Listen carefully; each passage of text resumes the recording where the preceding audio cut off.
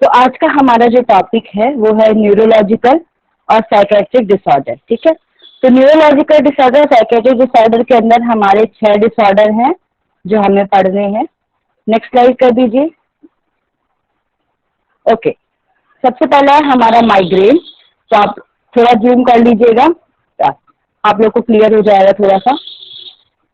Okay, देखिए, अब migraine is a common neurological disease. तो जो हमारे जो न्यूरोलॉजिकल डिसीज है उसमें 3 हमें पढ़ना है, और जो साइकेट्रिक डिसीज है उसमें हमें 3 पढ़ना है। ठीक है, तो सबसे पहले माइग्रेन आता है। तो माइग्रेन से सभी लोग बहुत ज्यादा परिचित होंगे। इसमें बोला गया है a migraine is a common neurological disease that cause a variety of symptoms. ठीक है, एक न्यूरोलॉजिकल डिसीज है जो कि हमारे नर्वस सिस्टम से रिलेटेड है, इसलिए इसको हम बोलते हैं न्यूरोलॉजिकल डिसीज। इसमें बहुत सारे सिम्टम हमको देखने को मिलते हैं। मोस्ट नोटेबली सिम्टम मतलब कि जो हम देख सकते हैं वो है ट्रेम्बलिंग। ठीक है, मतलब कि शेकिंग, और उसके बाद दर्द सा होना, ऐसा लगना है कि कोई हमारे सर में जो है मार रहा है। पल्सिंग हो गया, pulsing headache on the side of your head. ठीक है, तो इसमें क्या होता है, माइग्रेन को आयुर्वेद में हम बोलते हैं अर्धवेदक, मतलब कि हमारे हेड का एक पार्ट जो है उसमें वेदना उत्पन्न होगी। ठीक है, वेदना मतलब पेन होगा, तो उसको हम बोलते हैं migraine. Your migraine will likely get worse with physical activity. हम कब कब ये जो है बढ़ सकता है, तो जब हम फिजिकल एक्टिविटी ज्यादा करते हैं, तो भी किसी किसी आप देखेंगे फिजिकल एक्टिविटी ज्यादा करे, या फिर प्राणायाम फोर्सफुली कर लिए, या फिर ध्यान बहुत ज्यादा देर तक जो उनको नहीं करना चाहिए, उनका थॉट बार बार आता है, या फिर आप कुछ भी कैसा काम धूप में जाकर कर लिए, तो उसकी वजह से भी ये पेन बढ़ जाता है। ठीक है, लाइट के संपर्क में आने से ये पेन बढ़ता है, साउंड और स्मेल से भी। ठीक है, जैसे किसी किसी को मस्टर्ड ऑयल की स्मेल से होता है, घर में ज्यादा साउंड हुआ तो पेन होता है। तो बताया गया इट में लास्ट एटलीस्ट 4 आवर और इवन डेज। ठीक है, तो ये 4 आवर तक भी रहता है और बहुत दिनों तक आपको कंटिन्यूसली परेशान करता रहता है। अब एक रिसर्च हुई, उसमें बताया गया about 12% of American have this genetic disorder. ठीक है, तो जो माइग्रेन है एक तरीके का जेनेटिक डिसऑर्डर भी है, हमारे पेरेंट्स से हमारे तक आता है। अगर किसी की मदर को या फादर को ये है, मोस्ट प्रिडोमिनेंट जो है वो फीमेल्स में होता है। ठीक है, माइग्रेन तो उनके थ्रू जो बेबी में आता है, ये रिसर्च की गई। रिसर्च ने बताया कि it is the 6th most disabling disease in the world. ठीक है, तो ये सोचिए 6वें नंबर की है, और अगर ऐसे ही हम अपने बॉडी के लिए अवेयर नहीं रहे तो ये 1st नंबर पे भी आ सकती है। ठीक है, इसलिए हमको अपने बॉडी के साथ साथ माइंड को भी जो है एक अच्छा हेल्दी इन्वायरमेंट देना है। ठीक है, नेक्स्ट बताया गया इसके सिम्टम्स क्या क्या होते हैं। तो इस माइग्रेन का पूरा नाम होता है माइग्रेन हेडेक, क्योंकि ये एक तरीके का हेडेक है। ठीक है,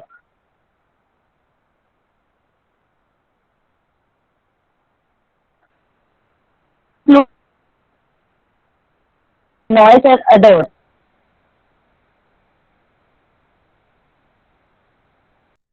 पेन होगा, आपको भूख नहीं लगेगी, फीलिंग वेरी वार्म, कभी कभी बहुत ज्यादा स्वेटिंग होगी, कभी कभी एकदम आपको चिल फील होगा। ठीक है, अब पेल स्किन कलर मतलब कि आपका जो स्किन कलर है वो थोड़ा येलो सा हो जाएगा, येलोइश हो जाएगा। अगर हम इसको आयुर्वेदिक टर्म में देखें तो ये पित्त के बढ़ने से होता है। ठीक है, लेकिन माइग्रेन जो है वो वात पित्त कफ तीनों के प्रिडोमिनेंट होने से होता है, तो इसको हम त्रिदोषज डिसीज भी कहते हैं अगर हम आयुर्वेद के पर्सपेक्टिव में देखें तो ये त्रिदोषज है, लेकिन इसमें भी पित्त प्रिडोमिनेंट होता है क्योंकि एक्टिविटी बढ़ जाती है और गर्मी ज्यादा बढ़ती। ठीक है, अब अगर हम इसके दूसरे पर्सपेक्टिव में देखें तो ये तर्पक कफ की वजह से भी होता है। कफ के 5 टाइप है, उसमें से जो तर्पक कफ है उसकी वजह से भी ये होता है। ठीक है, तो ये त्रिदोषज डिसीज इसलिए मानी जाती है। अब इसमें क्या रहता है कि फीलिंग टायर्ड, उसको थकान महसूस होगी, डिजीनेस लगेगी, ब्लड विजन हो जाएगा उसका, टेंडर स्कैल्प और डायरिया। डायरिया बहुत रेयर केसेस में होता है, सबको नहीं होता। ठीक है, और फीवर भी रेयर केसेस में होता है। तो ये एब्डोमिनल एब्सेस ज्यादा होता है। अब आपका आता है नेक्स्ट पेज। नेक्स्ट पेज में आपका जो है तैयार कर दीजिएगा इसको। ठीक है, अब जो माइग्रेन है उसके 4 फेजेस होती है जिसको जानना बहुत ज्यादा जरूरी है। ठीक है, पहला होता है हमारा प्रोड्रोम या फिर प्रीड्रोम जिसको कहते हैं, दूसरी स्टेज है ऑरा, तीसरी स्टेज होती है आपकी हेडेक, और चौथी स्टेज है पोस्टड्रॉम। ठीक है, जिसको माइग्रेन हैंगओवर भी कहते हैं। ठीक है, अब देखिए आप प्रोड्रॉम देख रहे होंगे, वहां पर ऊपर लिखा है 3 hours to several days। ठीक है, तो ये 3 hours से सेवरल डेज तक बना रहता है प्रोड्रॉम, ठीक है। फिर ऑरा जो है वो 5 to 60 मिनट तक कंटिन्यू रहता है, मतलब कि 3 आवर्स से स्टार्ट होकर प्रोग्राम चलता है, लेकिन ऑरा जो होता है 5 to 60 मिनट तक कंटिन्यू बहुत पेन होगा।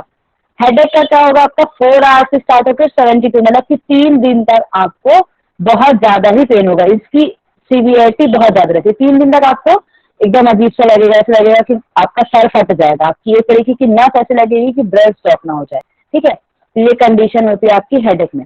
फिर जो पोस्ट ड्रेन है वो 1 to 2 डेज होता है, जब आपका माइग्रेन थोड़ा ठीक होता है, उसके बाद जो हैंगओवर की कंडीशन रहती है, ठीक है। अब देखिए इसकी आप सीवियरिटी, ये तो मैंने आपको टाइम बताया, अब आप सीवियरिटी लेवल देखेंगे तो पोस्टड्रॉम और प्रोड्रॉम ये दोनों नॉर्मल, इतना ज्यादा सीवियर नहीं होता है, रहता बहुत दिन तक है, 3 आवर to सेवरल डेज तक रहता है आपका प्रोड्रॉम, लेकिन इतना ज्यादा सीवियर नहीं होगा। थोड़ा दर्द करेगा फिर ठीक हो जाएगा, फिर थोड़ा दर्द करेगा फिर ठीक हो जाएगा, मतलब इंटेंसिटी इसकी ज्यादा नहीं होती है। ऑरा होता है उसकी थोड़ा ज्यादा होती है प्रोड्रॉम से, और जो हेडेक होता है वो एकदम हाई ऑप्टिमम लेवल पे होता है अपने, ठीक है। अब देखिए नेक्स्ट बताइए कि इसमें होता क्या क्या है। तो प्रोड्रॉम में होता है आपका सबसे पहले प्रॉब्लम होती है आपको कंसंट्रेट करने में, ठीक है। आप कंसंट्रेट नहीं कर पाएंगे इजिली। इरिटेबिलिटी होती है, मतलब आपको चिड़चिड़ापन होगा, और डिप्रेशन जैसी फीलिंग होगी, ठीक है, माइग्रेन की पहले स्टेज में, जिसको हम प्रोड्रॉम कहते हैं। फिर क्या होगा, डिफिकल्टी स्पीकिंग एंड रीडिंग, आप किसी बोल नहीं पाएंगे, ज्यादा लोगों से बोलेंगे भी तो आपका वर्ड जो है स्किप करेगा, रीड नहीं कर पाएंगे किसी चीज को। ट्रबल स्लीपिंग और यॉर्निंग, आपको पूरा दिन ऐसा लगेगा कि नींद ही आ रही है, ठीक है, और कभी कभी ऐसा नींद ही नहीं आएगी, रात को जब आप बेड में जाओगे तो नींद नहीं आएगी, लेकिन पूरे दिन नींद दिन जैसा आपको महसूस होगा। Nausea, fatigue, sensitivity to light and sound, food craving, कुछ खट्टा या फिर कुछ अच्छा खाने का मन करेगा। इंक्रीज यूरिनेशन, अब यूरिन जो है वो ज्यादा एक्सक्रीट होगा आपकी बॉडी से। मसल में स्टिफनेस आ जाएगी, मेनली जब माइग्रेन के टाइम पे आपके शोल्डर या फिर सर्वाइकल रीजन में स्टिफनेस होती है, ठीक है। तो ये जनरली टेंशन का भी वो है सिम्टम, लेकिन माइग्रेन में भी आपका हेड से लेके पूरा एक साइड, जिस साइड आपको दर्द होगा उसी साइड के पूरे हाथ तक या फिर पैर तक आपको स्टिफनेस लगेगी, ठीक है। ऑरा में क्या होता है, सीन ब्राइट फ्लैशिंग डॉट, आपको ना पूरी जगह आप दीवार भी देखोगे तो आपको डॉट डॉट नजर आएगा, जैसे इंद्रधनुष होता है ना जिसको हम रेनबो बोलते हैं, कलरफुल होता है, वैसे इसमें डॉट डॉट नजर आएगा आपको, कि आप कहीं देखोगे तो आपको डॉट ऐसी कोई पिक्चर है, ठीक है, स्पार्कल या फिर लाइट दिखेगा। Blind spot in your vision, आपको आप अचानक से कुछ चीज देखोगे, आंखें बंद किए तो जैसे आप देखोगे एग्जाम्पल में, आप कभी सूर्य की रोशनी में जाओ और एकदम सूर्य को देखो आराम से, थोड़ा ऊपर आसमान में देखो और नीचे आप जब चल करोगे तो आपको ब्लैक ब्लैक सा दिखता है। सेम कंडीशन ऑरा में होती है, ये बिना धूप में ऊपर देख के ही आपको ब्लैक विजन में दिखेगा। इसमें स्पीच में चेंजेस होता है, स्पीच में डिफिकल्टी चेंजेस आ जाएगा। ईयर्स, कोई कुछ कहना चाहते हैं क्या? भारती मान लीजिए आपका माइक अनम्यूट कर लीजिए, सॉरी म्यूट कर लीजिए, वॉइस प्रॉब्लम हो रही है। आवाज नहीं आ रही। हेलो, अभी ठीक है क्या वॉइस? ओके, ठीक है। थोड़ा नेटवर्क का इशू रहता है एयरटेल किसी में, ये लोग अच्छे से नेटवर्क नहीं देते, ठीक है। चलिए अब इससे बताया गया नेक्स्ट आपका और में कि टेम्परेरी विजन लॉस हो जाएगा आपका, सीन वेवी और जर्ज लाइन, ठीक है। चेंज इन स्मेल, आपको स्मेल भी दूसरी आएगी, ठीक है, आधी किसी और की होगी लेकिन आपको कुछ और समझ में आएगा। अब जो हेडेक है जो कि ज्यादा सीवियर होता है, इसमें क्या होता है, sensitivity to light, noise and others, ठीक है, इसमें ये 3 चीजें आपकी आती है। फिर क्या होगा, वॉमिटिंग, स्टमक अपसेट होगा, एब्डोमिनल पेन होने लगेगा, भूख नहीं लगेगी आपको, स्वेटिंग होगी या फिर कोल्ड आपको लगेगा, पेज स्किन कलर हो जाएगा आपका, feeling tired, speech changes, dizziness and blood vision, tender scab, ठीक है। तो जो मैंने आपको सिम्टम पहले बताए थे वो सब हेडेक के मतलब मेन जो सिम्टम है वो आते हैं, ठीक है। अब आता है आपका पोस्टड्रोम, जिसको हम माइग्रेन हैंगओवर कहते हैं। ये 1 to 2 डेज तक रहता है। इसमें क्या होता है, व्यक्ति अनेबल होता है कंसंट्रेट करने में, डिप्रेस फील होता है उसको, फटीग होगा, और not being able to understand thing, feeling euphoria, ठीक है। तो ये 4 स्टेजेस है माइग्रेन के, जिसको आपको जानना है। Next page.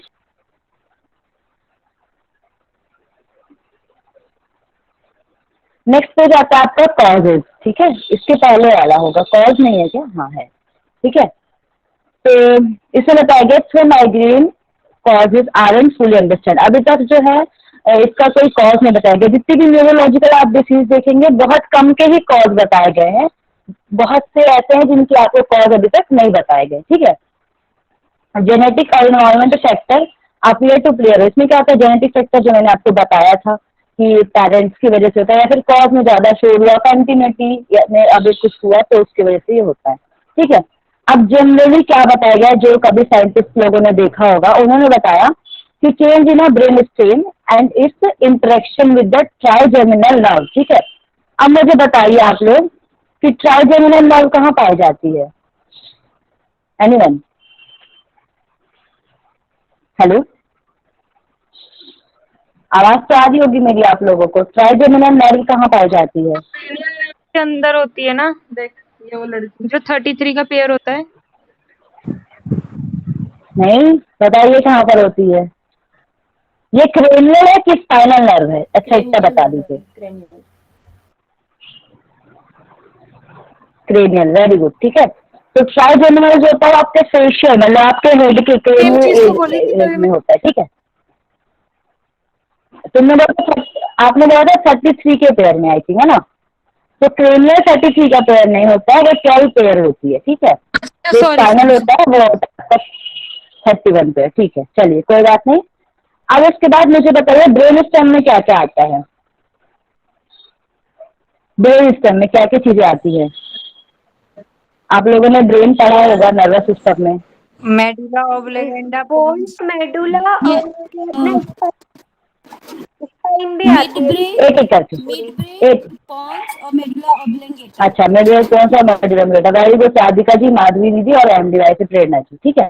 तो आप सभी ने बिल्कुल सही बताया, ब्रेन स्टेम। तो ब्रेन स्टेम में चेंजेस मतलब कि इनका अगर वर्क सही नहीं हो रहा है तो, ठीक है, तो इनका वर्क सही है, मतलब आपका ब्रेन स्टेम में मेडुला ऑब्लिंगेटा है जो रेस्पिरेटरी सिस्टम है, मतलब कि रेस्पिरेशन भी एक बड़ा रोल निभाता है। इसीलिए अगर आप कभी यौगिक मैनेजमेंट दें तो इन छोटी छोटी चीज का ध्यान दें, ठीक है, क्योंकि यह रेस्पिरेटरी सेंटर पाया जाता है यहाँ पर आपका पोन्स और मेडुला, ठीक है, और मिड ब्रेन, तो इनमें चेंजेस होती है। तो नेक्स्ट आता है इंटरेक्शन विद ट्राइजेमिनल नर्व, ठीक है।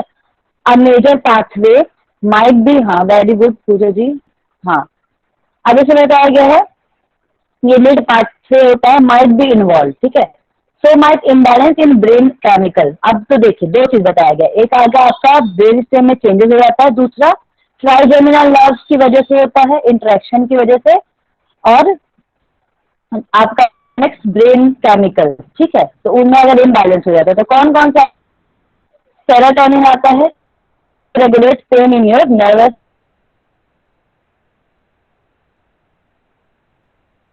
बताइए सेरोटोनिन हार्मोन या दोनों है? हेलो, आ रही है, आवाज आ रही है। सेरोटोनिन क्या है? एक बार रिपीट करना। है वो न्यूरोट्रांसमीटर है या फिर हार्मोन है या दोनों है? क्या रिपीट? मीनाक्षी की आवाज कट गई इसमें। अच्छा देखिए मैं पूछ रही हूँ आपसे कि जो सेरोटोनिन होता है, ठीक है, वो हार्मोन होता है या फिर न्यूरोट्रांसमीटर होता है या फिर हार्मोन और न्यूरोट्रांसमीटर दोनों होता है? दोनों होता है। हार्मोन। दोनों होता है, वेरी गुड। चलिए, तो जो सेरोटोनिन को हार्मोन इसलिए कहते हैं क्योंकि ये डस्ट से आता है, न्यूरोट्रांसमीटर क्योंकि ये नर्वस सिस्टम में काम करता है, ठीक है। तो ये सेरोटोनिन हो गया आपका, नॉन एपिनेफ्रिन और एपिनेफ्रिन, ये तीनों जो है आपका न्यूरोट्रांसमीटर भी है और हार्मोन भी है, ठीक है, याद रखिएगा। अब बताया गया other neurotransmitters play a role in the pain of migraine, और कौन कौन से होते हैं? एक तो सेरोटोनिन हो गया, दूसरा हो गया आपका कैल्सिटोनिन जीन रिलेटेड पेप्टाइड, ठीक है, ये आपका आता है सीजीआरपी, तो इसको हम बोलते हैं दूसरा जो एक फैक्ट हो गया वो कि न्यूरोट्रांसमीटर, तो ये जो है इनकी वजह से माइग्रेन होने के चांसेस है, ठीक है। दूसरा बताया माइग्रेन को ट्रिगर क्या क्या चीजें करती है, तो hormonal changes in women generally देखा जाता है, ड्रिंक्स की वजह से कुछ कुछ ऐसे होते हैं जो अपना टेंशन या तनाव दूर करने के लिए ड्रिंक करते हैं, बट एक तरीके से टेम्परेरी तो ठीक हो जाता है वो, पर परमानेंटली हमको कोई ना कोई डिसीज डिसऑर्डर दे जाता है, ठीक है। फिर आता है स्ट्रेस की वजह से। सेंसरी स्टिमुलाई, कुछ कुछ ऐसे स्टिमुलस होते हैं जो हमारे लिए या हमारे ब्रेन के लिए बहुत सेंसिटिव होते हैं, तो उनकी वजह से भी ये प्रॉब्लम होती है। स्लीप चेंजेस, ठीक है, माइग्रेन ऑलरेडी और आप स्लीप अच्छे से ले भी नहीं रहे हैं तो वो प्रॉब्लम है। कुछ ना कुछ मेडिकेशन की वजह से या फिर फूड की वजह से, ठीक है। ज्यादा तीखा या तेल वाला खाना नहीं लेना चाहिए माइग्रेन के टाइम पे। अगर चिल्स है, मतलब अगर कफ की वजह से है तो आपको ज्यादा कफ वाला चीज नहीं लेना चाहिए, तो फूड में भी आपको ध्यान देना चाहिए। अब इसका यौगिक मैनेजमेंट क्या बताया है, षटकर्म। तो नेति जो है वो बेस्ट माना जाता है, ये मेरा ओन एक्सपीरियंस है नेति का माइग्रेन के लिए, ठीक है। तो नेति कर सकते हैं आप। नेक्स्ट होता है आपका कुंजल और शंख प्रक्षालन। एक और है, हेलो हेलो, आवाज बीच बीच में थोड़ा जाएगी, एक्चुअली मुझे थोड़ा सा यहाँ नेटवर्क का इशू हो जाता है, एयरटेल का नेटवर्क नहीं आ रहा है। ओके, हेलो, अभी ठीक है भाई? जी हेलो, मीनाक्षी जी। मैसेज कर दीजिए। ओके ओके, अब आता है, आप इसमें और क्या कर सकते हैं, नस से कर सकते हैं। ये एक आयुर्वेदिक ट्रीटमेंट है, बट आपको काम आएगा। तो नस से मतलब या आप घी डाल सकते हैं या अणु तेल कुछ भी डाल सकते हैं, आपको कफ माइग्रेन है तो, ठीक है।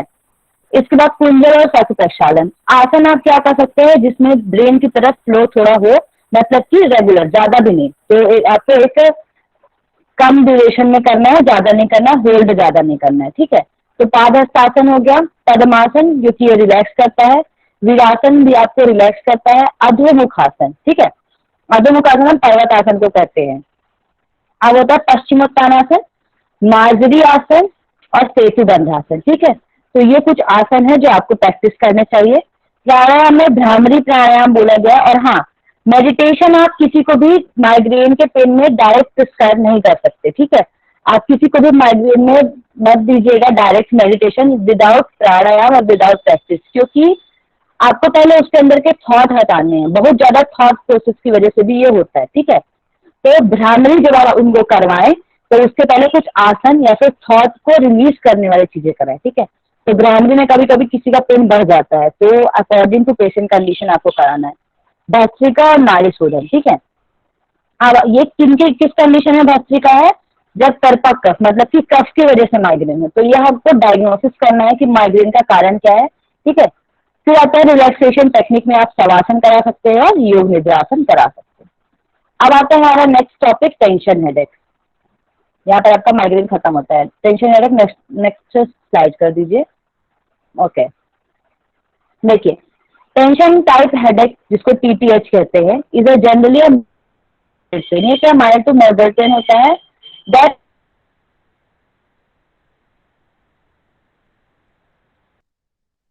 कि आपके हेड के चारों एक टाइट बैंड बांध दिया गया हो, ठीक है। माइग्रेन और टेंशन हेडेक में क्या डिफरेंस है, माइग्रेन आपके ब्रेन के एक एरिया में होता है, टेंशन हेडेक में आप करेगा पीछे तक, ठीक है। क्या होता है, attention type headache is most common type of headache, बहुत कॉमन टाइप है। इसमें सिम्टम्स और साइन बताया गया, एक सेकेंड रुकिएगा।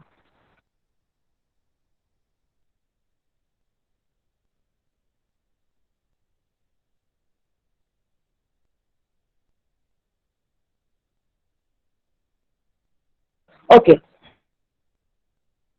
इसमें सिम्टम्स बताया गया, ठीक है।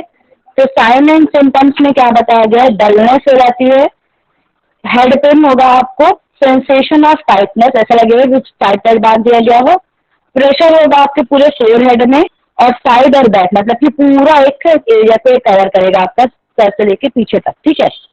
टेंडरनेस हो जाएगी आपके स्कैल्प में, नेक एंड शोल्डर मसल में टेंशन होगी आपको। और इस ये दो तरीके के होते हैं मेनली, ठीक है, एपिसोडिक और chronic. Next slide. Okay, episodic tension type headache क्या होता है, can last from 30 minute to week. ये क्या कहता है, आपको 30 मिनट से वीक्स तक रहता है। फ्रिक्वेंट एपिसोडिक टेंशन होती है इसमें, ठीक है। ये क्या होता है, लेस देन 15 डेज तक या फिर मंथ तक या फिर 3 मंथ तक चलता रहता है। 30 मिनट से डेज या फिर 3 मंथ तक चलता रहता है। इसमें क्या होता है, ये एपिसोडिक टेंशन का एक टाइप है, ठीक है, फ्रिक्वेंट एपिसोडिक। हाँ, ये 15 to 3 मंथ से चलता रहता है और ये बहुत ज्यादा क्रोनिक हो जाता है, क्योंकि 3 मंथ एक बहुत बड़ा क्या कहना चाहिए टाइम ड्यूरेशन है, इसलिए इसको हम क्रोनिक कहते हैं। तो ये टाइप ऑफ एपिसोडिक टेंशन है, ठीक है। दूसरा आता है आपका क्रोनिक टेंशन टाइप हेडेक, ठीक है। This type of tension headache hours and may be continuous, ठीक है। If you headache occur 15 or more days a month for at least 3 months, they consider chronic। मतलब कि वही जो मैंने आपको बताया था, एपिसोडिक वाले में क्या होता है, आपका 30 मिनट का या फिर किसी किसी एपिसोड, मतलब कि एक बार हुआ फिर ठीक हो गया, फिर एक बार हुआ फिर ठीक हो गया। क्रोनिक जो होता है वो कंटिन्यूटी में रहता है, ठीक नहीं होता, ठीक है। अब आता है आपका कॉज, इसके बताए गए हैं। तो किसी भी, मैंने आपको पहले बताया था कि कोई भी न्यूरोलॉजिकल है उसका जनरली हम कॉज नहीं जान पाते, ठीक है। इनका मानना है, जो एक्सपर्ट है उनका मानना है कि मसल्स जो होती है हमारी ब्रेन की, उसमें अगर कॉन्ट्रैक्शन होता है, ठीक है, कहाँ कहाँ पर, हमारे ब्रेन की मसल्स का, फेस मसल का, नेक का या फिर स्कैल्प का, ठीक है। तो इनके वजह से हमको जो है टेंशन या फिर स्ट्रेस फील होता है, ठीक है। तो ये कॉन्ट्रैक्शन है। और जो मैंने इसके पहले आपको माइग्रेन पढ़ाया था, उसमें आपको मैंने बताया था हार्मोनल इम्बैलेंस या ये सब, ठीक है। अब आते हैं आपके ट्रिगर्स क्या क्या है। तो क्या क्या चीजें जो है आपके बढ़ा सकती है टेंशन को। तो stress is the most commonly reported trigger for the tension type headache, ठीक है। स्ट्रेस जनरली देखा जाता है, मैं आपको 3 चीजें और बताती हूँ। देखिए 3 चीजें होती हैं, एक होता है स्ट्रेस, एक होता है डिप्रेशन, एक होता है एंजाइटी, ठीक है। 3 चीजें होती है। अगर हमें पास्ट की वजह से कुछ प्रॉब्लम हो रही है तो हम उसको बोलते हैं डिप्रेशन, ठीक है। पास्ट से अगर कुछ हमको साइकेट्रिक, डिप्रेशन जो है वो आपके साइकेट्रिक प्रॉब्लम में आता है, डिप्रेशन, एंजाइटी और स्ट्रेस, ठीक है। स्ट्रेस का कॉज ही है, स्ट्रेस इस तरीके से कॉज है हमारे टेंशन का, ठीक है। तो साइकोलॉजिकल प्रॉब्लम की वजह से हमको न्यूरोलॉजिकल प्रॉब्लम हो रही है, ठीक है, ये बताया गया है। नेक्स्ट आता है यौगिक ट्रीटमेंट। तो इसमें आप शतकर्म, वही जल नेति कर सकते हैं, सूत्र नेति कर सकते हैं और कपालभाति। क्यों सूत्र नेति जल नेति करने को बोला है, जो आपके पैरानेजल साइनस होते हैं, 4 साइनस पाए जाते हैं ऊपर, ठीक है। कौन कौन से साइनस पाए जाते हैं, नाम बताइए। आपके फेस में 4 साइनसेस पाए जाते हैं, नाम। हेलो, कोई बता रहे थे इसका आंसर। फ्रंटल होता है, हाँ, इथमोइड होता है और स्पेनोइड, और एक और होता है हाँ, मैक्सिलरी। हाँ, वेरी गुड, ठीक है, वेरी गुड है ना। तो ये 4 साइनसेस पाए जाते हैं, ठीक है। अब जब हम सूत्र नेति और जल नेति करते हैं तो साइनस मतलब कैविटी, तो इनकी वजह से भी हमको भारीपन लगता है। अब जब ये क्लियर रहेंगे, ठीक है, ये भारीपन को हटाते हैं। जब कैविटी में आपकी जो म्यूकस का ज्यादा मात्रा बढ़ जाती है,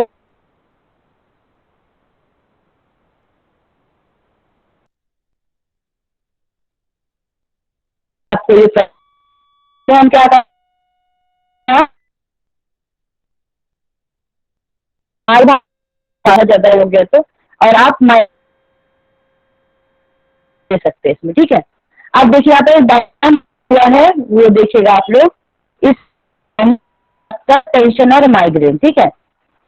तो साइनस में क्या होता है, साइनसाइटिस की प्रॉब्लम होती है, ठीक है। साइनसाइटिस में क्या होता है, आइटिस मतलब स्वेलिंग होना। तो ये जो 4 साइनसेस पाए जाते हैं उनमें स्वेलिंग हो जाता है। लेकिन इसमें क्या बताया गया है, साइनस प्रॉब्लम में क्या होता है, pain in behind bro bone और आपके जो एब्रो बोन होती है वहां पर, और चिक बोन, इनके पीछे आपको पेन होता है, साइनस की प्रॉब्लम है आपको तो, ठीक है। क्लस्टर में क्या होता है, pain in around one I. Cluster headache क्या होता है, एक तरीके से आपकी केवल एक ही आंख, या तो राइट आई होगी या तो लेफ्ट आई, केवल आंख बस में दर्द करेगा, ऐसे पूरा स्ट्रेन आंख में लगेगा। टेंशन में क्या होता है, pain is like a band squeezing the head, ये कि आपके पूरे हेड में कोई किसी ने बैंड बांध दिया हो, ठीक है। माइग्रेन में क्या होगा, pain, nausea and visual changes are typical of classic form, ठीक है। और एक साइड आपको पेन होगा। तो ये चार प्रकार के हेडेक है। वैसे तो 80 से भी ज्यादा हेडेक बताए गए हैं, ठीक है, लेकिन हम सारे तो पढ़ नहीं सकते, हमको जो पढ़ना है हम उसी को पढ़ेंगे। टेंशन और माइग्रेन हमें पढ़ना है जनरली। नेक्स्ट आता है, नेक्स्ट स्लाइड, एपिलेप्सी, ठीक है। तो यह हमारा जो है 3rd न्यूरोलॉजिकल डिसऑर्डर है। एपिलेप्सी को हिंदी में मिर्गी बोलते हैं, ठीक है। Epilepsy is a chronic disorder that cause unprovoked recurrent seizure, ठीक है। इसमें क्या होता है, आपको सीजर सा महसूस होगा। A seizure is a sudden rush of electrical activity in the brain, ठीक है। इसमें क्या होगा, आपको एक इलेक्ट्रिकल एक्टिविटी जो है वो महसूस होगी आपके ब्रेन में, जैसे कि किसी ने करंट लगा दिया, ठीक है। तो वैसा होगा ये। Epilepsy is a fairly common neurological disorder, ये एक कॉमनली न्यूरोलॉजिकल डिसऑर्डर है that affect 65 million people around the world. आप सोचिए, मतलब वर्ल्ड में 195 मिलियन, कितना आपका 150 या 180 मिलियन कुछ लोग होंगे, उनमें से भी 165 मिलियन लोगों को ये प्रॉब्लम है, ठीक है, around the world. In the United states it affects about 3 million people, ठीक है। तो सोचिए कितने ज्यादा लोग जो है इससे परेशान है। अब बताया गया कि किसी को भी जो है एपिलेप्सी की प्रॉब्लम हो सकती है। ये बहुत कॉमन किन में पाया जाता है, जो बच्चे होते हैं चिल्ड्रंस उनमें, और एडल्ट जो होते हैं जो ओल्डर हो चुके होते हैं, जैसे कि 40 साल या फिर 35 साल के बाद ये प्रॉब्लम होती है, ठीक है। ये मेनली जो है slightly more in males than in female, male में ये ज्यादा पाई जाती है, ठीक, क्योंकि वो ज्यादा उनको जैसे गुस्सा होना या फिर बहुत ज्यादा ओवर रिएक्टिव होते हैं, तो उनको ये प्रॉब्लम होती है सीजर होने की, ठीक है। एपिलेप्सी में बताया गया है anyone can develop but it's more common in young children, ये बता चुकी हूँ मैं। नेक्स्ट स्लाइड, आई थिंक 2 बार ये टाइप हो गया, ओके। अब बताया गया what are the symptoms of epilepsy, ठीक है। तो एपिलेप्सी के सिम्टम्स में सबसे पहले सीजर ही माना जाता है मेन सिम्टम, ठीक है। सीजर जो है ये पर्सन टू पर्सन जो है वेरी करता है, और सिम्टम भी जो है पर्सन टू पर्सन वेरी करता है। सीजर के टाइप बताए गए हैं, 2 तरीके के सीजर होते हैं आपके। एक होता है फोकल, फोकल मतलब कि जो पार्शियल सीजर होता है उसको हम फोकल कहते हैं। दूसरा होता है जनरलाइज सीजर। फोकल में क्या होता है, आपके ब्रेन के किसी एक एरिया में या फिर कहीं पे भी दर्द होगा, ठीक है। इसमें 2 तरीके के बताए हैं, सिंपल पार्शियल सीजर और कॉम्प्लेक्स पार्शियल सीजर। इसमें क्या होता है, जो आपका फर्स्ट होता है सिंपल पार्शियल सीजर में, व्यक्ति जो होता है doesn't involve in loss of consciousness, ठीक है। मतलब कि इनको कॉन्शियसनेस रहती है कि हाँ मेरे को कुछ हुआ था, ऐसा अभी मेरे को महसूस हो रहा है, ठीक है, कि मेरे सर में दर्द हो रहा है क्योंकि मुझे कुछ हुआ था। उनको ये पता रहता है, उनको कॉन्शियसनेस रहती है, अवेयरनेस रहता है अपने दर्द के प्रति, ठीक है। इसमें सिम्टम्स बताए गए हैं alternation of the sense of taste, ठीक है, alteration of sense of taste. तो इनको टेस्ट में जो है चेंजेस हो जाएंगी, स्मेल में, साइट में, हियरिंग और टच में, ठीक है। डिजीनेस लगेगा और tightening and twisting of limbs, ठीक है, और लगेगा कि हाथ पैर जो है टाइट हो रहा है बहुत ज्यादा।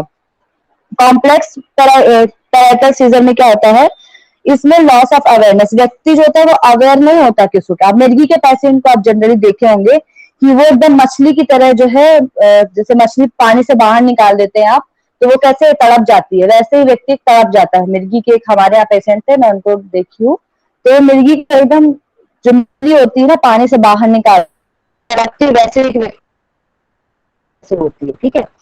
मिर्गी के अटैक, इन अटैक के होने के बाद अगर होती है, ठीक है, तो उसको हम कॉम्प्लेक्स पार्शियल सीजर कहते हैं। इसमें क्या होगा, स्टेयरिंग ब्लैंकली, ठीक है, आपको सब कुछ ब्लैंक नजर आएगा, ठीक है, एकदम कुछ भी हुआ नहीं, क्या कुछ है नहीं, ऐसा अनरिस्पॉन्सिवनेस आ जाएगा। आप किसी चीज के लिए रिस्पॉन्स जल्दी नहीं करेंगे। रिपीटेटिव मूवमेंट, एक बार जो चीज कर चुके हैं वो दोबारा करने की कोशिश करेंगे, ठीक है।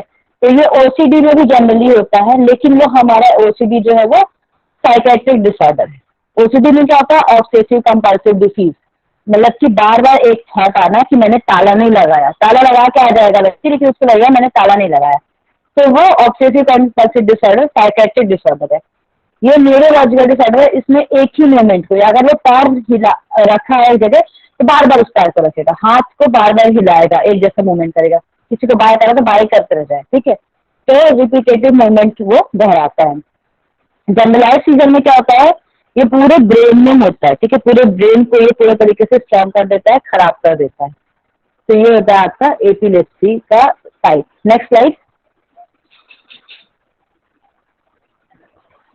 नेक्स्ट में बताया गया ट्रिगर, इसमें क्या क्या चीजें ट्रिगर करती है, ठीक है। तो सम पीपल आर, इसमें से देखिए कुछ लोग जो होते हैं जो अवेयर नहीं होते जनरली कि क्या हुआ था मेरे को, क्या क्या चीजें नहीं जानते, और कुछ लोग जो है इसको जानते हैं और बताते हैं कि किस वजह से हुआ, ठीक है। तो लोग का ट्रिगर क्या है कि वो सो नहीं पाए, लैक ऑफ स्लीप बहुत सारी बीमारियों का कारण है, ठीक है। इलनेस और फीवर, फीवर की वजह से भी कभी कभी किसी को जैसे मस्तिष्क जड़ जो हो जाता है जनरली, उनको ये प्रॉब्लम होने के भी चांसेस रहते हैं। इस स्ट्रेस की वजह से बहुत ज्यादा लाइटिंग में जो लोग मॉल वॉल में काम करे, ठीक है, अचानक से फ्लैशिंग लाइट की वजह से, और पैटर्न, ठीक है, कैफीन, अल्कोहल, मेडिसिन और ड्रग्स की वजह से भी होता है। अगर खाना नहीं खाए तो स्किप कर दे मील को, तो ये और ज्यादा ट्रिगरिंग पॉइंट हो जाता है, और ज्यादा ही खाना खा लिए। फिर स्पेसिफिक फूड इंग्रेडिएंट, ठीक है, जो कि नहीं खाना है और व्यक्ति खा लिया, तो उसकी वजह से भी होता है। अब आता है व्हाट कॉज एपिलेप्सी। तो बताया गया है कि for 6 out of 10 people with epilepsy the cause can determine. अब आप मान लीजिए 10 लोग को है तो 6 लोगों का तो सिम्टम आपको पता ही नहीं चलेगा और आप उसका कॉज ही नहीं जान पाएंगे कि क्या है, ठीक है। बट बहुत सारे ऐसे सीजर्स होते हैं जिनके कॉज हमको थोड़ा बहुत कॉज पता होते हैं, जैसे कि ट्रोमैटिक ब्रेन इंजरी। मान लीजिए किसी का एक्सीडेंट हो गया, ब्रेन में कुछ इंजरी हो गई, तो उस टाइम तो पता नहीं चलेगा, लेकिन मिर्गी का अटैक आया या कुछ हो तो पता चल गया, ठीक है।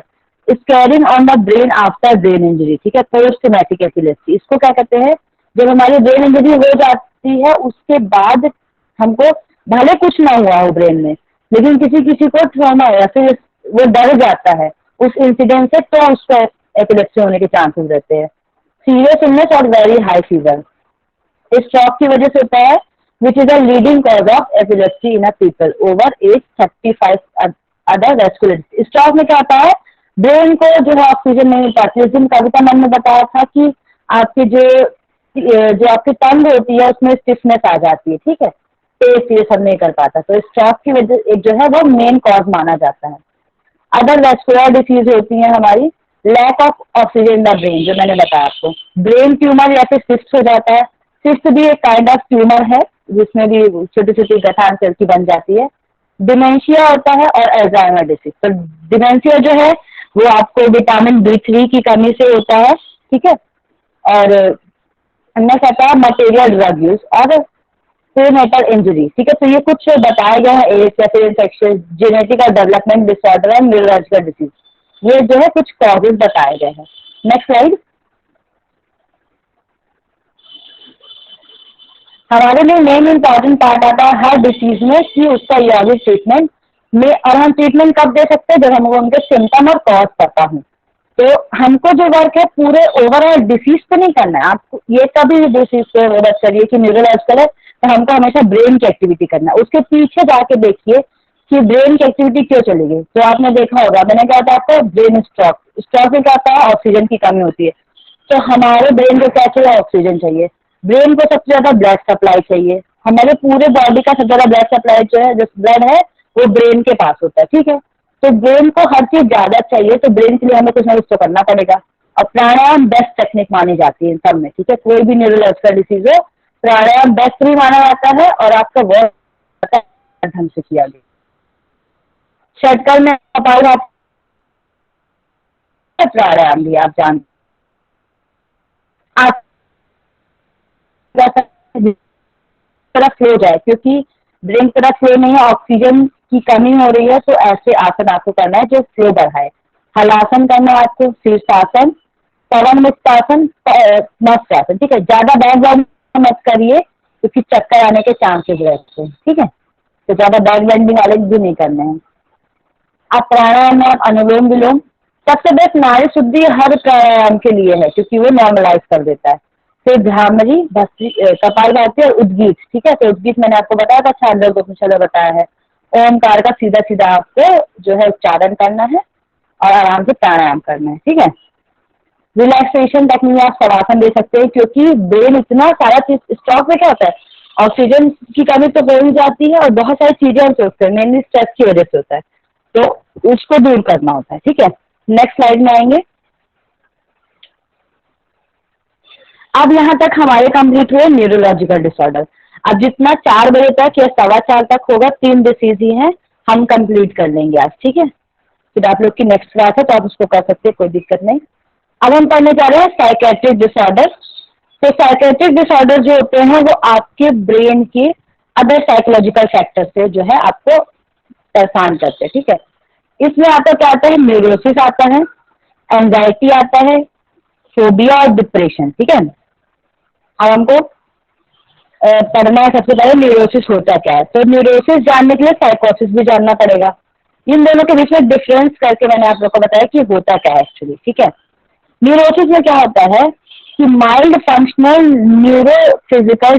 न्यूरोसाइकिकल डिसऑर्डर होता है आपका, ठीक है। ये आपकी न्यूरॉन से और आपकी साइकी दोनों से मिलकर बना होता है, ठीक है। That manifest themselves in a specific clinical phenomena in absence of psychical phenomena, ठीक है। ये कब होता है, ये माइल्ड होता है, साइकिकल कोई फिनोमेना हो गया आपके साथ तब ये होता है, ठीक है, न्यूरोलॉजिकल की वजह से। अब आते हैं, पहले मैं आपको पूरा न्यूरोलॉजिकल बता देती हूँ, फिर उसका साइकोसिस बताऊंगी। अब आते हैं न्यूरोसिस में, the reality contact practically reaming intact so the value में बी अ क्वालिटेटिव चेंज, ठीक है, क्वांटिटेटिव चेंज भी। इसमें क्या होता है, आप रियलिटी को जानते हैं लेकिन जो आपका वैल्यू है उस पर्सपेक्टिव में वो थोड़ा क्वांटिटेटिवली चेंज हो जाता है। मतलब कि आप किसी चीज को मेजर नॉर्मल कंडीशन में तो अच्छे से मेजर कर पा रहे हो, लेकिन अगर आपका न्यूरोसिस है तो आप उस चीज को थोड़ा सा स्लाइटली चेंज पर्सपेक्टिव में देखोगे, ठीक है। ये अगर आपको ये न्यूरोसिस की प्रॉब्लम है, न्यूरोसिस में क्या हो गया, आपका एंजाइटी हो गया या फिर डिप्रेशन हो गया, तो ये आपकी पर्सनैलिटी को इतना अफेक्ट नहीं करता, या फिर एंगर हो गया। लेकिन अगर साइकोसिस में होता है तो ये आपकी पर्सनैलिटी को अफेक्ट करता है, ठीक है। न्यूरोसिस क्या हुआ, the contact with reality is partially lost. इसमें हम रियलिटी जानते तो हैं लेकिन थोड़ा सा उससे अनअवेयर हो जाते हैं। जैसे कि डिप्रेशन वाले व्यक्ति को आप देखेंगे तो उसको पता सब कुछ होगा, ठीक है, जानता होगा ये मेरा नाम है, ये मंदिर है, यहाँ पर ये पार्टी चल रही है, लेकिन वो सब पार्टी कर रहे होंगे, वो आपको थोड़ा अलग मिलेगा, ठीक है। तो रियलिटी से थोड़ा दूर रहेगा और उसकी अवेयरनेस थोड़ा चली जाएगी, ठीक है।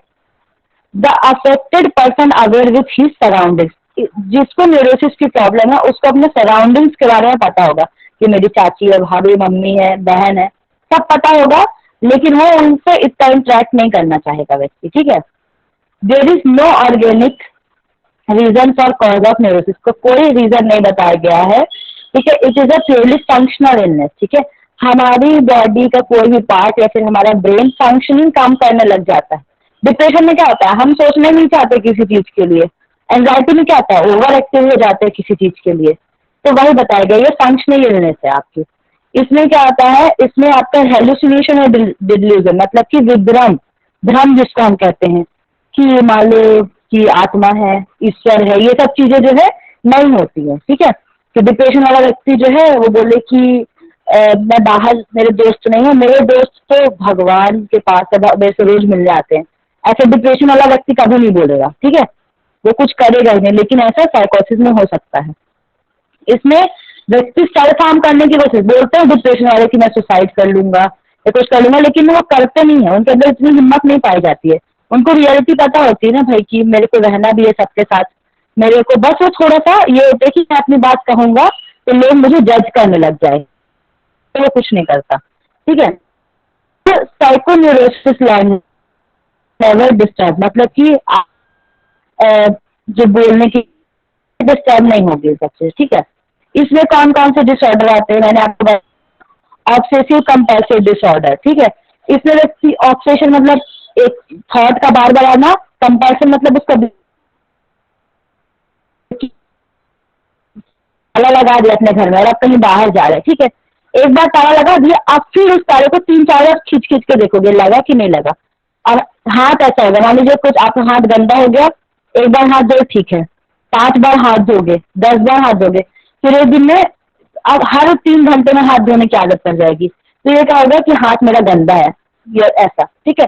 तो ये ऑब्सेसिव कंपल्सिव डिसऑर्डर है कि एक ही और थॉट आएगा और उसको आप हटाने की कोशिश करोगे। एक पेशेंट था, मैं जब राजस्थान में थी, एक पेशेंट था, वो क्या करता था, मतलब उसको बिंदी से प्रॉब्लम होती थी। कोई औरत अगर रेड बिंदी लगाई है तो वो रेड बटन है, उससे कुछ खतरा हो जाएगा, तो वो बिंदी हटा देते थे जाके सबकी, ठीक है। तो बहुत सारे ऐसे कॉम्प्लेक्स डिसऑर्डर होते हैं। फिर सोमेटोफॉर्म डिसऑर्डर में आपके बॉडी से रिलेटेड कुछ ना कुछ डिसऑर्डर होते हैं जो आपके ब्रेन से बॉडी को अफेक्ट करते हैं। डिप्रेशन और पोस्ट ट्रॉमेटिक डिसऑर्डर जो मैंने आपको बताया था एपिलेप्सी में आता है, ठीक है। ये फ्यू टाइप है आपके न्यूरोसिस के। अब आता है आपका साइकोसिस। तो ये सीवियर मेंटल इलनेस होती है characterize by the loss of contact with reality. इसमें व्यक्ति का कुछ भी कांटेक्ट नहीं रहता रियलिटी से, वो जाते हैं जो आप तुम बोलते जो एकदम पागल होने की कंडीशन होती है, वो कुछ नहीं पता होता उसको, उसकी एक अपनी दुनिया होती है। And relationship with other people causing social मैलऑब्डेशन, ठीक है। इसमें क्या होता है, वो एडजस्ट नहीं कर पाता है सोसाइटी के साथ या अपने आसपास से, तो वो माल एडजस्ट हो जाता है या फिर माल एडाप्टेशन उसके अंदर आ जाता है, ठीक है, या फिर माल फंक्शनिंग हो जाती है। तो ये बताया गया। अब अगर concept of reality totally loss and change, उसको पता ही नहीं होता कि ये मेरी माँ है, सब कुछ चला जाता है, वो अपनी अलग दुनिया में जी रहा होता है, ठीक है। कॉन्टेक्ट फिर बताया गया अफेक्ट करता है, इसकी वजह से उसकी पर्सनैलिटी होता है, उसको अपने कपड़े पे ध्यान नहीं रहता, बाल नहीं बनाएगा व्यक्ति, कुछ नहीं खाएगा पिएगा, पूरा चेहरे पे लगा लेगा, हाथ पे, मतलब कुछ भी उसको फर्क नहीं पड़ता कि लोग क्या कह रहे हैं क्या नहीं, लोग कुछ कहेंगे कुछ फर्क नहीं, ठीक है। ऐसे बताया गया the affected person does not aware with his disorder, उसको ये भी नहीं पता रहेगा कि मेरे को डिसऑर्डर है। डिप्रेशन वाले को पता रहेगा कि उसको डिप्रेशन है, ठीक है। एंजाइटी वाले को पता रहेगा कि मेरे को बहुत एंजाइटी होती है, मेरा हाथ बहुत। ऑब्सेसिव कंपल्सिव वाले को पता है कि मैं बार बार सोचता हूँ, ठीक है। लेकिन जो साइकोसिस वाला उसको नहीं पता रहेगा कि मेरे को कुछ हुआ भी है, ठीक है। उसको लोग बोलेंगे तुम मुझे पागल बोलते हो, मैं पागल नहीं हूँ, जो अपन आप डायलॉग सुने होंगे, ठीक है, पागल खुद को कभी पागल नहीं कहता, ठीक है, वैसी कंडीशन ही है, ठीक है। तो इसमें नेक्स्ट आता है patho functioning and pathomorphological change with the body accompany साइकोसिस, ठीक है। इसमें क्या आता है आपका पैथो फंक्शनिज्म, मतलब कि आपकी जैसे बोलना चाहिए पैथोमॉर्फोलॉजिकल चेंजेस आपके अंदर आ जाती, ठीक है। इसमें हेल्यूजन भ्रम आता है कि इंदिरा गांधी मेरे को ना ये व्यक्ति ये बोला, जनरली इसमें कहता है लोग दूसरे का मर्डर या फिर अपने को ही हार्म करते हैं, इनको ऐसा लगता है कि कोई व्यक्ति है आया है और मेरे से बोला तो खुद को मार ले। तो जैसे कि आपने देखा होगा सीरियल्स में आईने में वो लोग देखते हैं ना अपने ही कैरेक्टर को, तो बोलता है कि तू क्या कर रही है, मतलब ऐसे कुछ भी कैरेक्टर नाम दे, तू क्या कर रही है प्रिया, तू खुद को मार ले, तू क्या कर रही है, तू खुद को ये कर ले। तो ये लोग उनकी बात मानते हैं, उनको आइडियल मानते हैं, ठीक है। जैसे कि कोई बोला व्यक्ति कि आज भगवान आए थे मेरे सपने में, वो मेरे से बोले कि तू कूद जा छत से, तो वो सच में वो कूद जाएगा छत से, ठीक है। तो इसमें ये सब हेलुसिनेशन और डेल्यूजन जो है होते हैं। इसमें हायर रिस्क होता है सेल्फ हार्म का।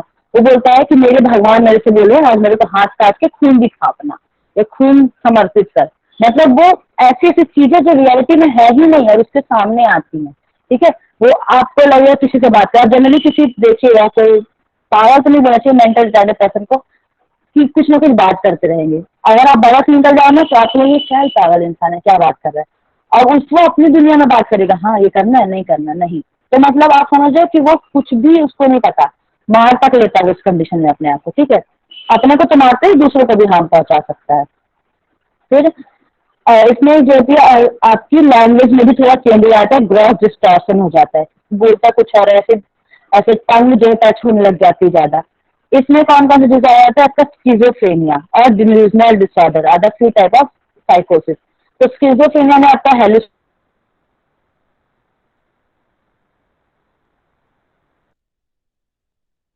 डिल्यूजन, इसमें ना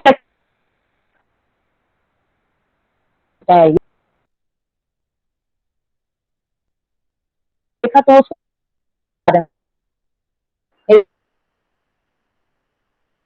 हेलो अभी आ रही क्या वॉइस? हेलो जी अभी आ रही हेलो है। जी ओके ठीक है ओके ओके। अब आता है हमारा एंजाइटी डिसऑर्डर, तो ये साइकोसिस और न्यूरोसिस हुआ। अब आता है हमारा एंजाइटी डिसऑर्डर। तो इसमें क्या है, experience occasional anxiety is a normal part of life. देखिए एंजाइटी तो होती है, अब हमारा एग्जाम आने वाला है, ठीक है, तो 4 दिन पहले हमको डर लगेगा, अरे मेरी 6 यूनिट बची है, 4 दिन बाकी कैसे पढ़ूंगी, तो ये ओकेशनल एंजाइटी है, ये आपका नॉर्मल है, ठीक है, कि हुआ एग्जाम आने वाला। एग्जाम आपका अक्टूबर 6 को तो एग्जाम है और अब दिसंबर से हाँ मेरे को पढ़ना है, 5 यूनिट बचेगी तो भी आपको पढ़ना है, इतना सारा पढ़ना है, मैं क्या करूंगा। तो वो कंटिन्यूसली इरेशनल फियर जो आपको होता रहेगा वो बताएगा, ठीक है। However people with anxiety disorder frequency of intense and expressive, intense तो हो गई अचानक से, एक्सप्रेसिव और परसिस्टेंट वाली, मतलब कि कंटिन्यूटी में परेशान ही रहेंगे, पूरे दिन परेशान, पसीना पसीना हाथ हो जाएगा, ठीक है। और अभी मेरा एग्जाम है, बस बोलते रहेंगे कि एग्जाम है, पढ़ाई भी नहीं करेंगे, ठीक है। तो ये आते हैं इसके अंदर। Often anxiety disorder involve repeated episode of sudden feeling of intense anxiety, इसमें कुछ एपिसोड होते हैं एंजाइटी के, फेयर होता है, टेरर होता है, that reach a peak with in minute, ठीक है, एकदम पैनिक अटैक हो जाएगा, अचानक से इतना डर जाएंगे कि चक्कर आ जाएगा, ठीक है, चक्कर की कंडीशन आती है जनरली एंजाइटी में, इतना व्यक्ति सो जाता है, इतना डर हो जाता है कि एग्जाम 4 दिन बाद है, अरे यार मेरी 6 यूनिट बची है, तो उसको लगेगा 4 दिन 4 घंटे के वैसे उसको लगेंगे कि 4 घंटे बाद एग्जाम है, और वो इतना परेशान हो जाए, ठीक है। अब एग्जाम्पल बताएंगे इसमें क्या क्या आता है, तो जनरलाइज्ड एंजाइटी डिसऑर्डर जिसको हम जीएडी कहते हैं, ठीक है, का फुल फॉर्म याद कर लीजिएगा, जनरलाइज्ड एंजाइटी डिसऑर्डर। फिर होता है सोशल एंजाइटी डिसऑर्डर जिसको हम सोशल फोबिया कहते हैं, ये है तरीके का फोबिया लेकिन आपका एंजाइटी डिसऑर्डर में आता है, तो किसी व्यक्ति डरता है किसी के आसपास जाने से। फिर आता है specific phobias and separation anxiety disorder, ठीक है, you can have more than one anxiety disorder, एक व्यक्ति में एक से ज्यादा भी एंजाइटी डिसऑर्डर हो सकते हैं, ठीक है। एंजाइटी का मेन एक सिस्टम में आता है कि ये इंटेंस होता है, एक्सेसिव होता है और इरेशनल होता है, बिना मतलब के हम टेंशन लेते हैं, ठीक है। Next slide. अब देखिए सिम्टम्स बताए गए हैं, तो सिम्टम क्या क्या है, इसमें बताया गया फीलिंग नर्वसनेस, ठीक है, रेस्टलेस और टेंस, बहुत ज्यादा रेस्टलेस हो जाएंगे, उनको नींद ही नहीं आती एंजाइटी की वजह से, ठीक है। Having a sense of impending danger and panic और डूम, ठीक है, पैनिक कंडीशन लगेगी बहुत, हार्ट रेट बढ़ जाएगी, ठीक है, ब्रीदिंग रैपिडली, बहुत ज्यादा हार्ट वेंटिलेशन हो जाएगा, इतना ज्यादा तेज से सांस लेंगे, स्वेटिंग होगी, ट्रेम्बलिंग, फीलिंग वीक और टायर्ड, ऐसा लगेगा कि उन्होंने बहुत काम कर लिया। उस टाइम पे बॉडी भले वर्क ना करेगा, आपका माइंड इतना वर्क करता है कि व्यक्ति जो है थक जाता है, ठीक है। ट्रबल कॉन्सेंट्रेटिंग, मतलब मैंने बताया ना, उसको ये लगेगा कि टाइम है मेरे पास एग्जाम के लिए, मतलब टाइम नहीं है मेरे पास एग्जाम के लिए, तो उसको पढ़ना चाहिए इंस्टेड ऑफ स्टडी, वो कंटिन्यूसली सोचेगा, बस क्लियर सोचेगा और कॉन्सेंट्रेट नहीं कर पाएगा, ठीक है। और thinking about anything other than the present worry, ठीक है, जो कि दूसरी चीजों के बारे में सोचेगा और प्रेजेंट में परेशान होता रहेगा। हैविंग ट्रबल स्लीपिंग, सो भी नहीं पाएगा। एक्सपीरियंसिंग गैस्ट्रोइंटेस्टाइनल प्रॉब्लम, देखिए आपको जो एंजाइटी है वो पित्त बढ़ने की वजह से होती है आयुर्वेद के अकॉर्डिंग, ठीक है, तो ये आपको गैस्ट्रोइंटेस्टाइनल डिसऑर्डर में क्या हो सकता है, आपको एसिड रिफ्लक्स होता है, ठीक है, जनरली जिनका एंजाइटी ज्यादा होता है, तो अगर हम इनका यौगिक ट्रीटमेंट या कभी कुछ करें तो वमन बेस्ट माना जाता है, ठीक है, वमन आप दे सकते हैं इनको, वर्धवती अपने सुपरविजन में दे सकते हैं। हैविंग डिफिकल्टी कंट्रोलिंग वरी, अब देखिए एंजाइटी का इतना डीप में आपको सोचना पड़ेगा तब जाके आप कोई ट्रीटमेंट दे पाओगे, कि एंजाइटी तो आपका साइकेट्रिक डिसऑर्डर है, वमन क्या करेगा, ठीक है, तो याद रखिएगा कि चित्त की वजह से भी ये होता है, टेंशन बढ़ती है और एक्सेसिव है, ठीक है। अब आता है कि हैविंग डिफिकल्टी कंट्रोलिंग वरी, इससे बहुत सारी टेंशन को हम कंट्रोल नहीं कर पाते। अब इसमें दो आते हैं, जनरली बहुत सारे होते हैं, मैंने यहाँ पे दो आपको बताए हैं। एगोराफोबिया होता है आपको, जनरलाइज्ड एंजाइटी डिसऑर्डर। तो एगोराफोबिया में क्या होता है, इसमें आप क्या करते हैं, भीड़ से डरते हैं, ठीक है, उस सिचुएशन से तो अवॉइड करने की कोशिश करते हैं, ठीक है। और अगर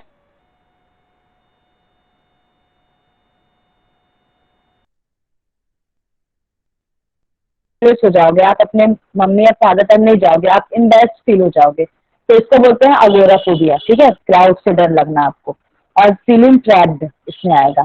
जनरलाइज्ड एंजाइटी डिसऑर्डर में क्या होता है, ये परसिस्टेंट एंड एक्सेसिव एंजाइटी होती है, वरी अबाउट एक्टिविटीज और इवेंट, इवन ऑर्डिनरी और रूटीन। अब थोड़ी थोड़ी चीजें भी आप बहुत ज्यादा रिएक्ट करोगे, ठीक है, मान लीजिए अभी मेरे को पढ़ाने को बोला गया कि 3 बजे पढ़ाना, सुबह तक मेरी स्ट्राइक नहीं बची, मैंने बनाया था गैस्ट्रोइंटेस्टाइनल का और मुझे पढ़ाना था साइकोसिस और न्यूरोसिस। अब मेरे को पढ़ाना आज है, ठीक है, मैं कल सुबह से रही थी कि मेरे को पढ़ाना है तो पीपीटी बनाना पड़ेगा, मैं अभी 1 घंटे पहले पीपीटी बनाई, लेकिन जो एंजाइटी वाला व्यक्ति होगा उसको पढ़ाना आज है, कल रात से ही वो सोएगा ही नहीं पूरी रात और काम भी नहीं करेगा, ठीक है, कि मेरे को पीपीटी बनाना है, मेरे को पीपीटी बनाना है, बस बोलते रहेगा, कर नहीं पाएगा कुछ, ठीक है। तो the one is out of proportion of the actual, कि जो एक्चुअल में होना चाहिए उसके जो अपोजिट होता है ये। It is difficult to control and affect how you feel physically. It is often occurs along with other anxiety disorder or depression. ये बाकी anxiety disorder के साथ भी हो सकता है, मतलब सिंगल भी हो सकता है, अलग अलग भी हो सकता है। नेक्स्ट स्लाइड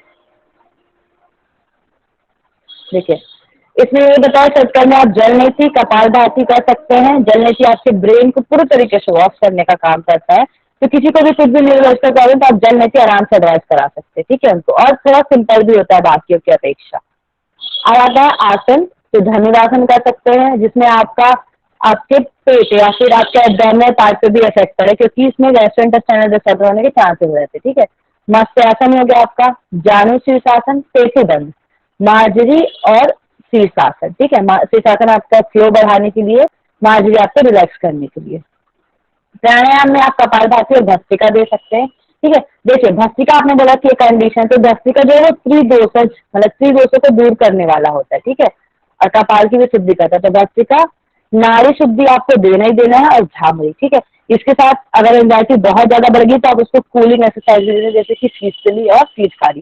तो कुछ कुछ चीजें मैंने नहीं लिखी है जिससे आप मतलब आपको बता भी सकूं मैं, ठीक है। तो किसी जल्दबाजी में किया है मैंने ये पीपीटी। नेक्स्ट आता है आपका मेडिटेशन, बहुत जरूरी है एंजाइटी वालों के लिए, ठीक है। माइग्रेन में भी वही होता है लेकिन एंजाइटी में जरूरी होता है। इसमें आप ना इनको मेडिटेशन कभी भी ऐसा मत दो कि आप अपने ब्रीथ पे फोकस करो या फिर आप थॉट पे जाओ। अगर वो थॉट पे गए तो फिर से वो सोचेंगे, फिर से टेंशन लेंगे। तो इनकी भी आप मंत्र का ट्रीटमेंट दीजिए। मेडिटेशन में भी आप जैसे कि आप सोहम बोलो या तो गायत्री मंत्र बोलो या महामृत्युंजय मंत्र, तो कभी भी आपको इसमें जो योग निद्रा क्यों लिखा गया, क्योंकि योग निद्रा में आपको अवेयर किया जाता है कि आपकी कॉन्शियसनेस पैर में गई, हाथ में गई। कभी भी ये नहीं बोलेगा कि आप रिलैक्स हो जाओ, तो आप कभी भी डायरेक्ट उनको रिलैक्सेशन नहीं देंगे, नहीं तो वो शवासन में भी सोचते रहेंगे चीजों को, ठीक है।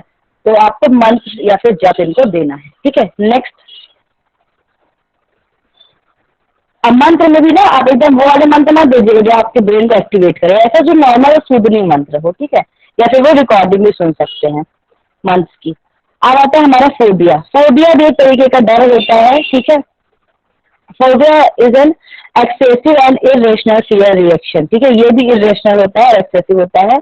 If you have a phobia, देखिए एंजाइटी में क्या होता है, वो जितनी चीज होती है उसमें इरेशनल हम नहीं बोल सकते, रेशनल चीजें होती हैं बट उसका ओवर रिएक्शन कर देते हैं। इसमें इरेशनल मतलब कि जो होनी नहीं है, कुछ तर्क नहीं बैठ रहा उसका उस पे। If you have phobia, you may experience a deep sense of dread and panic when you encounter the source of it. जब आप किसी भी आप जिस चीज से डरते हैं आपके सामने वो अगर आ गई तो आप उससे बहुत ज्यादा पैनिक या ड्रेड फील करेंगे, ठीक है। बहुत सारे लोग आपने देखा होगा थोड़ा सा चीज से डर जाते हैं। आज तो इतने आजकल मतलब 100 से भी ज्यादा फोबिया के टाइप निकल गए कि कॉकरोच से डर उसका एक अलग नाम है फोबिया, डॉग से डर उसका नाम अलग है साइनोफोबिया, ठीक है। तो अलग अलग बहुत तरीके के फोबिया निकल गए हैं आजकल, ठीक है। अब बताया गया the fear can be of a certain place, place से हो सकता है, सिचुएशन से या ऑब्जेक्ट से, ठीक है। अनलाइक जनरल एंजाइटी डिसऑर्डर मतलब कि वैसे ही होता है। A phobia is usually connected to something specific. देखिए एंजाइटी में क्या होता है, वो किसी भी चीज से डर सकता है या फिर उसको किसी भी थोड़े से भी काम से वो डर सकता है, लेकिन ये थोड़ा स्पेसिफिक होता है फोबिया, ठीक है। इसमें बताया गया genetic and environmental factor can cause phobia.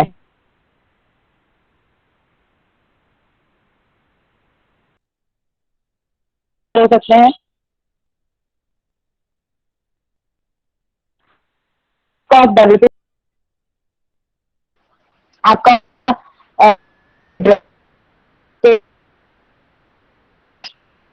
To confine spaces, ठीक है। हेलो, आवाज चलेगी क्या?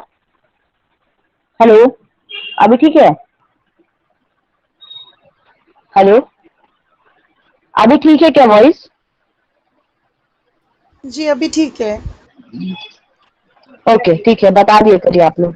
ओके, इसमें बताया गया people with on going medical condition और हेल्थ कंसर्न ऑफन है फिर, जिनका मेडिकल कोई ट्रीटमेंट चल रहा है तो उनको भी फोबिया हो सकता है, ठीक है। तो जो होने के चांसेस है। और माधुरी जी अपना माइक म्यूट कर लीजिए, आवाज नहीं आए तो आप लोग मैसेज कर दिए क्योंकि मेरे को आप लोग की आवाज ऐसे भी नहीं आ रही। अब आता है traumatic brain injuries, substance abuse और डिप्रेशन, ठीक है, ये भी जो है आपके फोबिया से कनेक्टेड होते हैं। नेक्स्ट पेज, आज ये कंप्लीट करके ही आप लोग जाएगा, 10 मिनट लगना है, कंप्लीट हो जाएगा।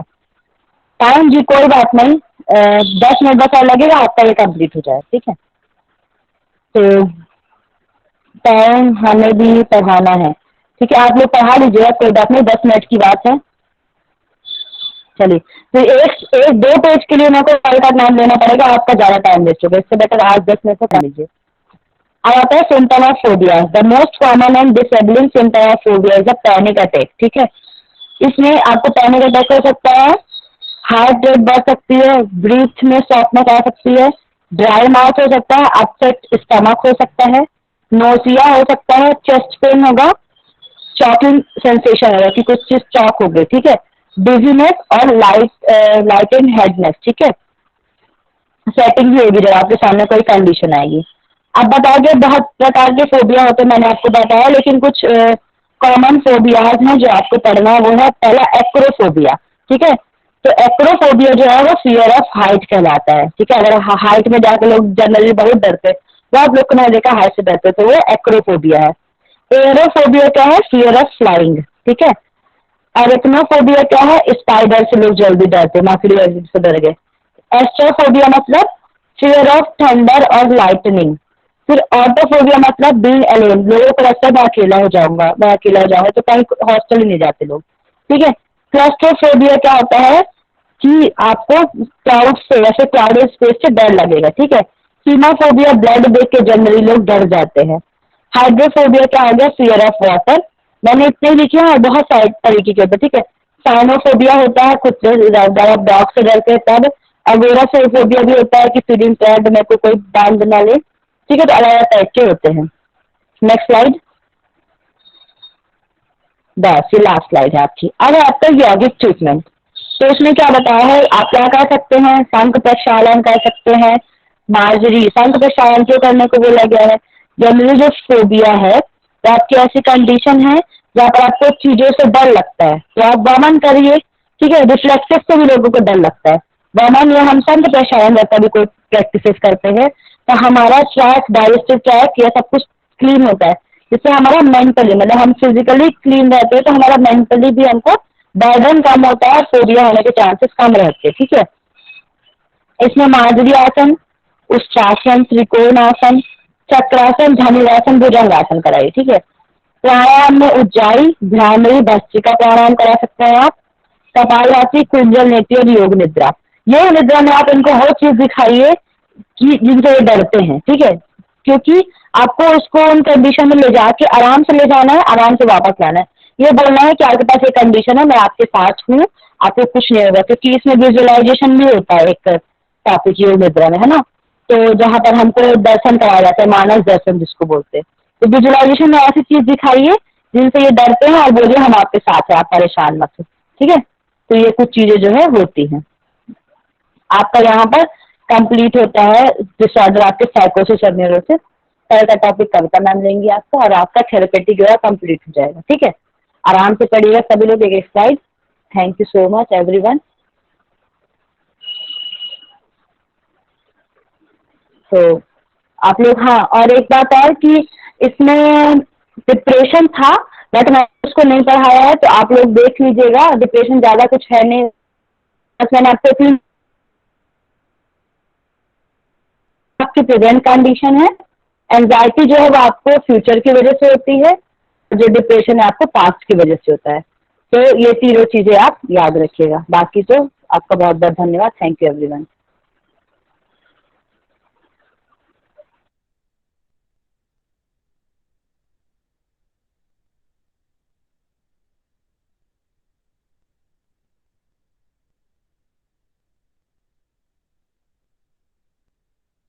Thank you Meenakshi ji. And हम लोग 5 मिनट आप सभी ब्रेक ले लीजिए, ठीक है।